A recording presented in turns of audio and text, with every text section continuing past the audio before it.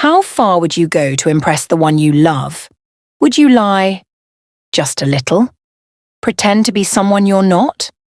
Well, Angela thought she had found her prince charming, until the truth came knocking. Let's find out how it all began. Before we dive in, don't forget to like this video, subscribe, and tap the notification bell so you never miss a single juicy story. Now let's get into it. Lagos was loud. It always was. The honking of danfos, the shouting of street hawkers, and the occasional gospel music blaring from someone's portable speaker. But somehow, in the middle of all the chaos that was Ojuelegba traffic, Raymond saw her. She wasn't glowing or anything supernatural like in the movies. She was just sitting pretty in the back seat of a black SUV, chewing gum and scrolling through her phone like the daughter of a senator, which apparently she was. Raymond didn't know that yet. He just knew that she looked like a painting come to life. Unfortunately, Raymond wasn't in a position to be looking at paintings. He was standing in the sun, sweating through his uniform shirt, holding his boss's grocery bags, and trying not to curse out the kick that almost ran over his toes. But still, he stared and stared, until the driver of the SUV caught his eye and gave him the classic Lagos, "Come out there, look." Raymond looked away quickly. He knew his level, but somehow his heart didn't. Later that night, after dropping his boss off at a dinner party, Raymond had an idea. A very stupid idea. But Lagos had taught him that sometimes stupid ideas were the only way forward. He looked at the gleaming Toyota Camry, the one his ogre left behind. His boss, Mr. Philip, wouldn't be back till morning. Just one spin, one quick drive, just to clear his head. Next thing he knew, he was parked in front of Cold Stone, leaning casually against the Camry like it was his own, pretending to scroll through his phone. And then, like fate was playing dress-up, he saw her again. Same girl, different outfit. This time with a friend, laughing like she didn't have 99 problems and none of them were Nipa. Raymond panicked, then adjusted his collar, and smiled.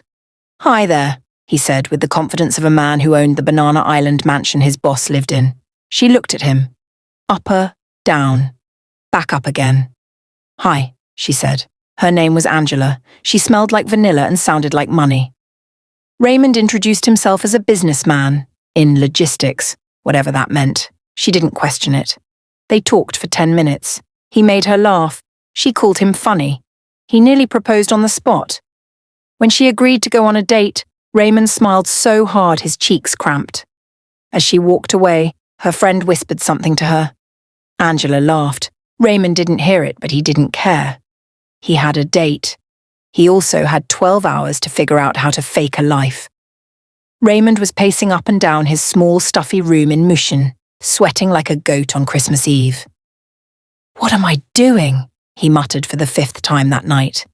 There was a crack on the wall behind him. The fan was spinning like it had arthritis, and his neighbour was playing Fuji music like he was trying to summon the ancestors. This was not the life of a millionaire. This was not the life of the man Angela thought she was dating. But the date was tomorrow. Raymond opened his wardrobe, more like a wooden apology for a wardrobe, and stared at the 3 shirts hanging there. One had a missing button. One had a permanent oil stain. The third? Well, the third was surviving on hope. "No be jazz dem they use hold these rich girls," he muttered, staring into the mirror. Because how did she not see through me? He didn't have an answer. All he knew was Angela liked him. Or at least, she liked who he pretended to be. That night, he went to beg his guy, Austin. Austin was one of those Lagos boys who always had connection. He didn't have a steady job, but he somehow had 4 different sneakers and 2 colognes. Most importantly, he had a friend that rented out clothes to big boys on a budget. "Austin, a beg now. I just need 1 fine shirt and jeans. First date levels?" Raymond begged. Austin laughed. "My guy won't do packaging. Who send you go toast billionaire Pekin?" Raymond didn't smile. "Just help me a beg." By 11 a.m. the next morning, Raymond was standing in front of the borrowed Camry, wearing borrowed clothes and spraying perfume he couldn't pronounce. He looked like money. He smelled like money. Only his account balance knew the truth. He picked Angela up from her estate in Lekki. She came out looking like a Vogue model on Casual Friday. "You look nice," she said, getting into the car. "You too," Raymond replied, praying she wouldn't notice the sweat gathering at the back of his neck. They drove to a fancy restaurant in Victoria Island. Raymond had studied the menu online all night. He knew the names of 2 dishes that didn't sound like bank loans. He was ready. Angela was sweet, down to earth, and surprisingly real. She didn't brag. She didn't act like she was better than him. She laughed at his jokes and even shared stories about how her dad once locked her car because she refused to go to church. Raymond was sinking deeper, but as they ate, he noticed a man at the corner of the restaurant staring at them. Tall, dark shades, clean-shaven. The man looked familiar. Raymond's stomach tightened. It was Mr. Philip's cousin, the one that worked in 6th. Raymond quickly looked away and laughed loud enough to cover his panic. "You're really funny, Angela," he said, even though she hadn't said anything. He needed to end the date, fast, but Angela was enjoying herself. "I haven't had this much fun in a long time," she said, smiling. Raymond smiled back, heart racing. "Same here." But inside he was screaming. If that man recognized him, it was game over. And worse, Mr. Philip could hear about it. Then the car would be gone, the job would be gone, and Angela? Gone too. Raymond dropped Angela off at her gate just before sunset. As she stepped out of the car, she turned and smiled. "So, when's the next time I'll see you?"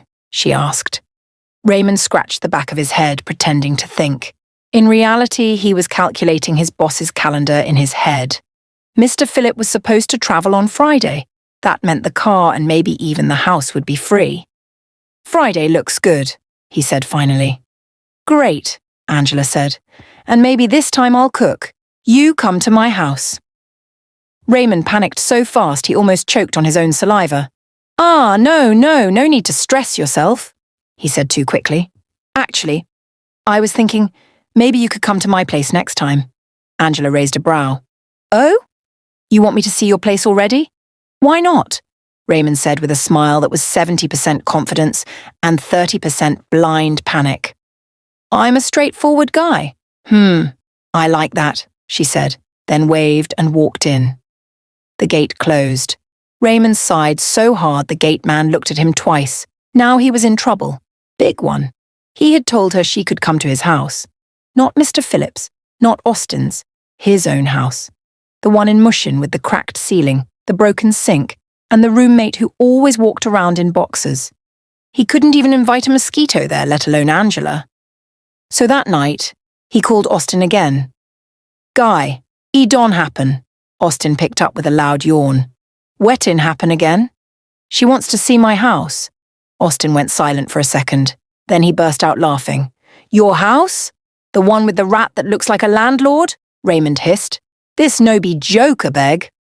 "Okay, calm down," Austin said. "There's only one thing we can do. You need a decoy house." "A what?" "A fake house. Borrow someone's place just for the day." Raymond blinked. "You know anyone?" Austin thought for a second. "Actually, yes. My cousin, Gerald. He lives in Ikoyi. He's rich, single, travels a lot. He's out of town for 2 weeks. I can talk to him." Raymond felt lightheaded. "You serious?" "Yes, but you owe me big time." "Anything you want," Raymond said without thinking. The next morning, Austin took him to Gerald's apartment. It was the kind of place where even the air smelled rich. Big television, leather couch, fridge that had only wine, and sparkling water. Raymond looked around like he had entered heaven. This is the one," he said. "This is the one that will finish you," Austin replied, shaking his head. Raymond cleaned the house, practiced how to walk like a rich man, and even Googled how to serve wine without looking broke. By Friday, everything was set. Angela was coming to his house, a house he didn't own, a life that wasn't his. He stood by the door, waiting. When she finally arrived, she looked impressed. "Wow, this place is beautiful." Raymond smiled like it was nothing. "It's just small. I don't really like big houses." Angela looked at him, half smiling. "You're full of surprises." If only she knew. Angela walked around the living room slowly, her heels clicking softly against the tiled floor. "This place is giving rich but humble vibes," she said with a smile. Raymond laughed nervously. "Ah, yeah, I try to keep things simple. You know, minimalist." Meanwhile, he had spent the last 3 hours hiding all of Gerald's expensive gadgets. He didn't know what half of them did, and he couldn't risk Angela asking questions like, "Oh, do you use this for your home studio?" And him replying, "Home what?" Angela dropped her purse on the couch and turned to him. "So, what's for lunch?" Raymond blinked. "Lunch?" "Yes," she smiled. "You invited me over. I assumed you cooked. Or did you plan to serve me confidence and air?" Raymond's heart skipped. He didn't plan for food. He was too busy practicing how to open a wine bottle without breaking the cork. But he didn't panic. Yet. "Oh, of course, I made something light. Let me just warm it up quickly," he said. He rushed into the kitchen, locked the door behind him, and called Austin. "Please tell me there's food in the freezer," he whispered frantically. "Gerald doesn't cook.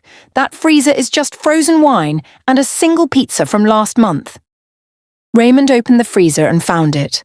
One lonely pizza in a box, looking as confused as he was. "God, please," he muttered. 5 minutes later, Angela sat at the dining table, chewing slowly. "This pizza tastes different," she said. Raymond nodded like a cooking show judge. "Ah, yes, it's aged. You know, dry-aged pepperoni." Imported Angela sipped her wine and smiled. "You're really something else, Raymond." He was sweating, but he smiled back. "Good something, I hope."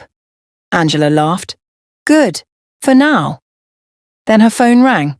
Raymond tried not to look curious, but when she frowned and stood up to take the call, he couldn't help but feel uneasy. She stepped out to the balcony. Raymond stood behind the curtain, peeking like a spy in his own fake house. All he heard was, "Yes, Daddy. I'm with Raymond." "No, I don't think he's showing off." "Yes, I'll ask." Raymond froze. She was talking to her dad, the chief executive millionaire father, the very man he was trying to avoid like malaria. Angela came back in, phone still in hand. "My dad wants to meet you soon." Raymond's soul almost left his body. "Meet me? Why?" She smiled. "Because he says if I'm spending time with someone, he wants to know the person. And honestly, I think he'll like you." Raymond forced a smile. Inside, he was screaming. The fake house was one thing, the borrowed car, fine. But her father? That was a whole other level of pretending he wasn't ready for. "Sure," he said, voice shaking just a little. I'd love to meet him." Angela beamed. Raymond picked up his wine glass with the elegance of a man who was just handed a live grenade. "Cheers," she said. "Cheers," he replied. To love, to lies, and to everything about to explode. Raymond didn't sleep that night, at all. He lay flat on his tiny mattress back in Mushin, staring at the ceiling fan that creaked like it was tired of life. His thoughts were louder than the generator humming outside. Meet her father, he whispered to himself. He had lied about almost everything, his house, his job, his status. The only thing he told the truth about was his name, and even that he was starting to regret. By morning, he had bags under his eyes and a plan in his head. Delay the meeting as long as possible and find a backup lie in case everything collapses. Meanwhile, Angela was texting him cute emojis and sweet good mornings like everything was fine. For her, it was. For him, it was survival mode. At work, Mr. Phillip didn't suspect anything. The man handed Raymond his car keys like he always did and reminded him to pick up dry cleaning. Raymond nodded like a good driver, smiling outside, panicking inside. His first stop was Austin's place. "Austin, I need backup fast," Raymond said the moment he walked in. Austin looked up from his PlayStation. "Did she find out?" Number, but she wants me to meet her father. Austin paused the game. Oh, so? Your end is near. Stop that. I need help. How do I keep this thing going without getting caught? Austin scratched his head. Well, you've borrowed the house. You've borrowed the car. You've borrowed the lifestyle. What else is left? Raymond thought for a second. Then his eyes lit up. A fake job. Austin blinked. You want to add another lie? Yes. If her dad asks what I do, I can't keep saying logistics and expect him to clap. I need something real, something big, something impressive. Austin sighed. You're going to jail one day. I hope you know that. Raymond ignored him. Let's brainstorm. What sounds rich but doesn't require actual proof? Oil and gas, Austin offered. No, too risky. What if he starts asking me about crude oil prices? Tech? Too many questions. You have to know code and stuff. They sat in silence. Then Austin said, Real estate. Raymond's eyes lit up. Yes. I sell properties. I flip houses. I deal with land in Lekki, Banana Island. Yes. It sounds real and smells like money. Austin nodded slowly. And when he asks you for your office address? Raymond paused. You'll lend me your cousin's apartment again. Austin stood up. You are mad. But it was too late. Raymond had already opened his notes app and was typing his new fake profile.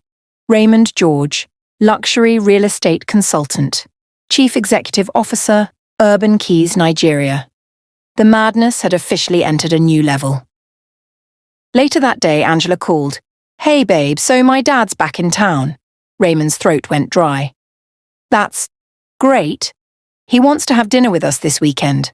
I already told him you'd be free. Raymond stared at his reflection in the rearview mirror. He looked like a man who was about to walk into a lion's den wearing barbecue sauce, but he smiled. Of course, I'd love to meet him. Because when you start lying, the only way forward is with another lie. Raymond stood in front of the mirror wearing a navy blue suit that wasn't his. Again, thank God for Austin's cousin, Gerald. The man had taste and money. And shoes that pinched Raymond's toes slightly, but pain was part of the lifestyle now. Austin walked in, holding a tie. Here, this one makes you look like a senator.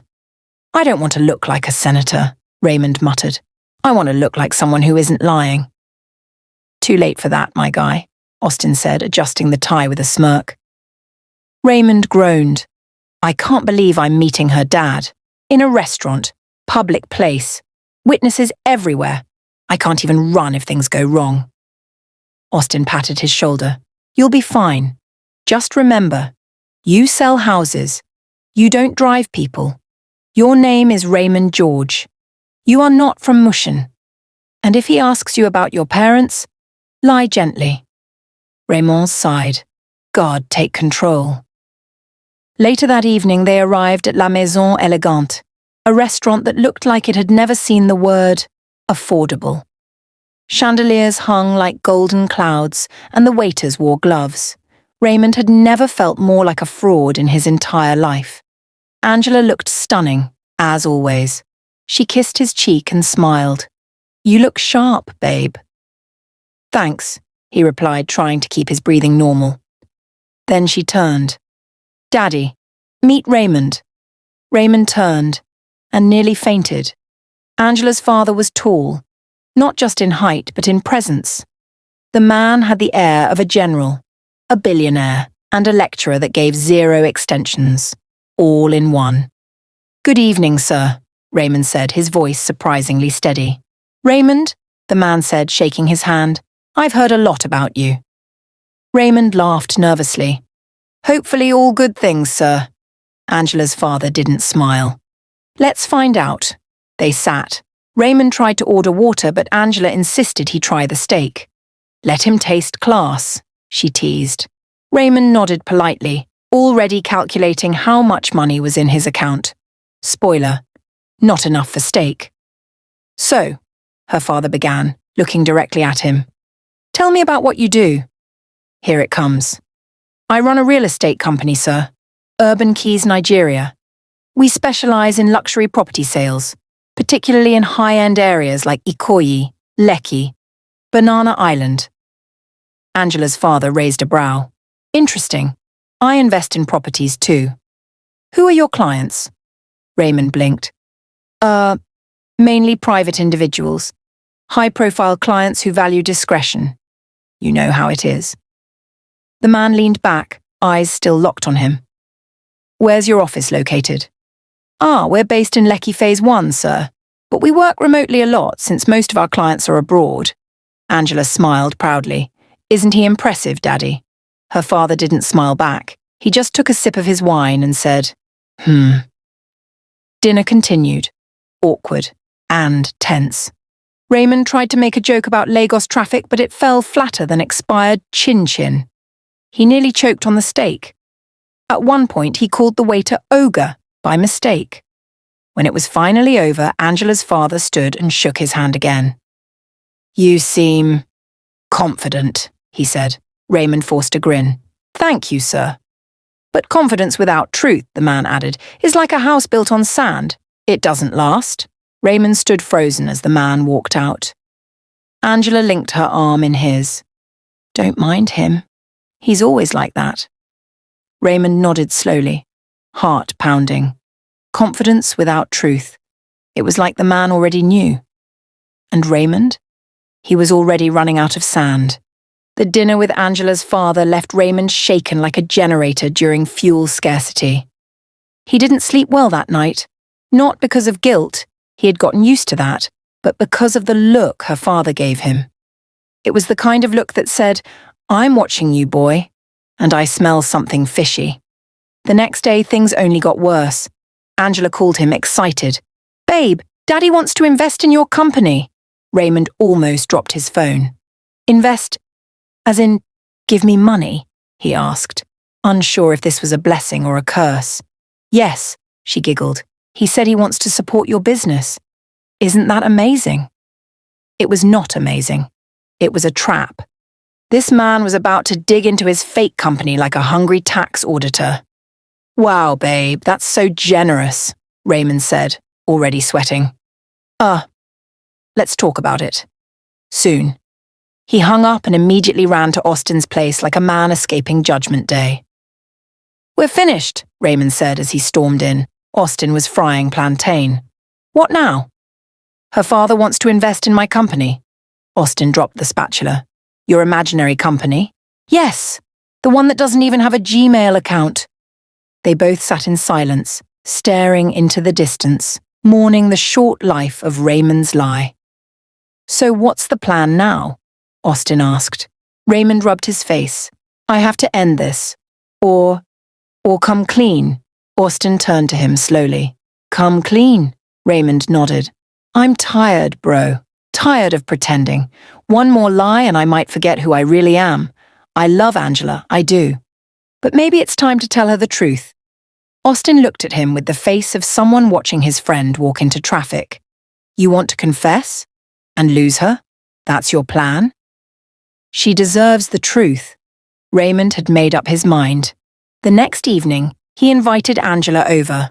No borrowed mansion this time, no fancy suit. Just his small apartment in Mushin, with the generator humming weakly and the ceiling fan threatening to fall. Angela walked in, heels clicking softly, eyebrows rising slowly. Raymond, whose house is this? Raymond exhaled deeply. Mine. Angela blinked. Wait, what? Raymond stood up. Angela, I've lied to you about everything. And then, like a man pouring fuel on a fire, he told her everything. The car, the house, the fake job, even the borrowed wine. Angela didn't say a word. She just sat, blinking, her expression unreadable. When he finished, the room was silent except for the distant sound of someone shouting "Nepa" in celebration down the street. Angela stood up slowly. Raymond, she said, voice calm, too calm. I'm going to ask you one question. He braced himself. Are you still lying to me now? No, he said, his voice cracking. Everything you see now is the real me. Angela picked up her bag, walked to the door, and paused. I'll call you, she said. Then she left, Raymond sat back down, staring at the wall, and for the first time in months, he was completely, painfully honest. 3 days passed. No calls, no texts, just silence. Raymond checked his phone so often that even the screen got tired of him. The pain wasn't just that Angela was gone, it was the fact that he couldn't blame her. If he were in her shoes, he'd have walked out too, maybe even thrown something on the way out. Austin tried to cheer him up with meat pie and cold Fanta, but heartbreak isn't something snacks can fix. "I think I lost her, bro," Raymond said, lying on the couch like a deflated balloon. Austin shrugged. "Well, you did lie to her consistently for the entire relationship. Thanks for the reminder." But on the 4th day, something unexpected happened. A knock. Raymond jumped up. "Did you order anything?" Austin shook his head. "I'm broke, remember?" Raymond opened the door, heart in his throat, and there she was. Angela. She wore jeans, a simple top, and no makeup, but to Raymond she looked like an angel descending with judgment in her purse. "Angela, She raised a hand. "Don't. Just let me talk."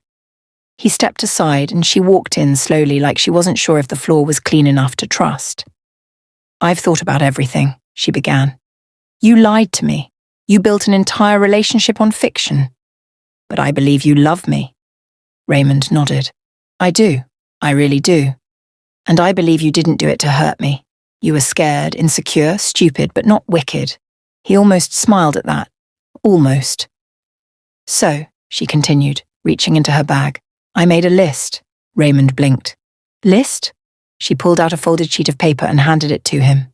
He opened it. It read, "The redemption list. 1. Get a real job. No lies. 2. Start saving. No borrowing fancy lifestyles. 3. Apologize to my dad. In person. 4. Take me on a date, using your real salary. 5. Let me meet the real you. No filters. 6. Earn my trust again. One small truth at a time." Raymond stared at it like it was a sacred scroll. "This is," he paused, "a lot." Angela raised an eyebrow. "If it's too much, I'll walk. Again. And this time, for good." Raymond folded the list carefully. "I'll do it. Everything. Even your dad." Angela smiled faintly. "Good. Because I don't need a millionaire. I just need a man who doesn't need to lie." He stepped closer. "Then I'll become that man." She looked into his eyes, searching for something. Maybe the truth. "I'll be watching," she said softly. Then she walked out again. Not as a girlfriend. Not yet. But maybe, just maybe, as a second chance waiting to happen. Raymond looked at Angela's list like it was a national constitution. He even taped it to his bedroom wall like an election manifesto. Austin came in, saw it, and squinted. "Bro, you're treating this list like it's jam syllabus." "It's more important than jam," Raymond said, already searching online for jobs. "This is my future wife's terms and conditions. I must not fail." Austin whistled. "Love is sweet, until list enter." The first item, get a real job, no lies. Raymond dusted off his real CV, yes, the one that didn't say he sold houses in Banana Island, and hit the streets. He applied everywhere. Logistics companies, startups, customer service jobs, even one tech firm where the interviewer asked if he could code. He said yes. He couldn't. He wasn't that desperate. Yet. Finally, after a week of hustling, he landed a job as a customer care officer at a delivery company in Yaba. This was much better than his driver job and more in line with his passion. Second item, start saving. No more fake lifestyle. Raymond uninstalled every shopping app, sold off the fake Rolex Austin had helped him borrow for image. He even stopped entering Bolt when he could take Danfo. Third item, apologize to her dad. In person. That one almost gave him ulcer.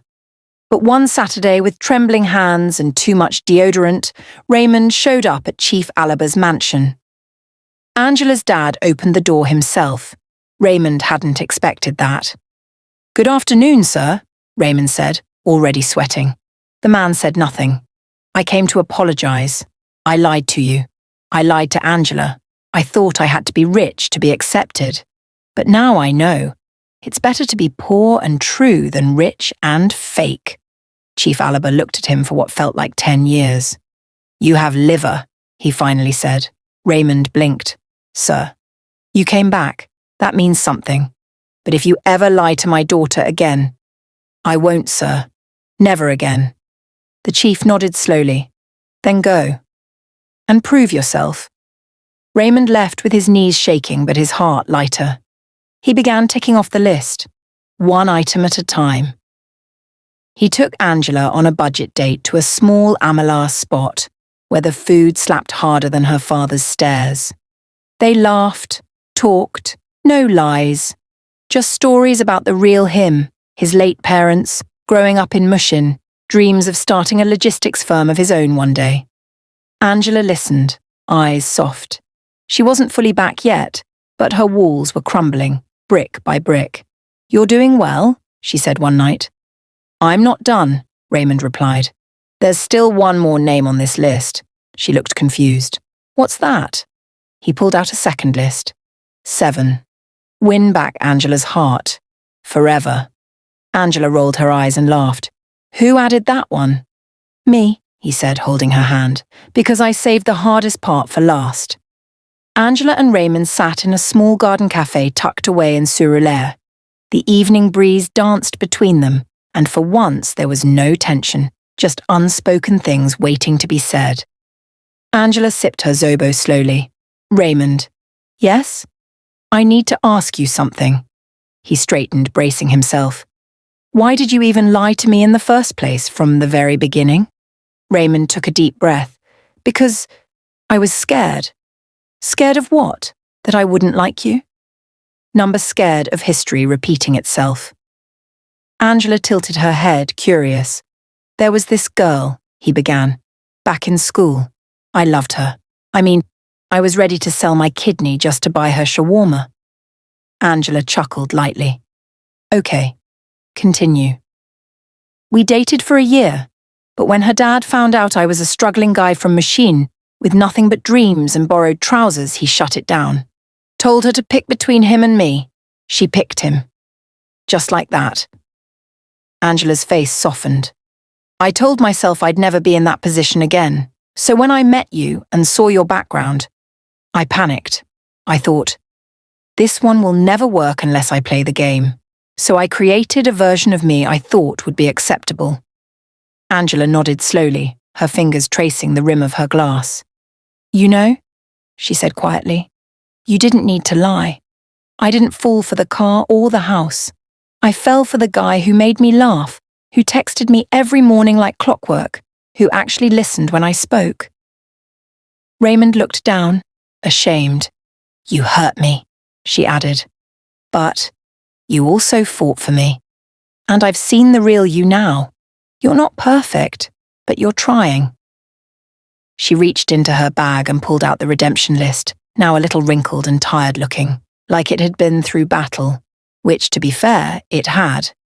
You checked every item, she said. He grinned. Even your father's scary face. Angela laughed. You earned this.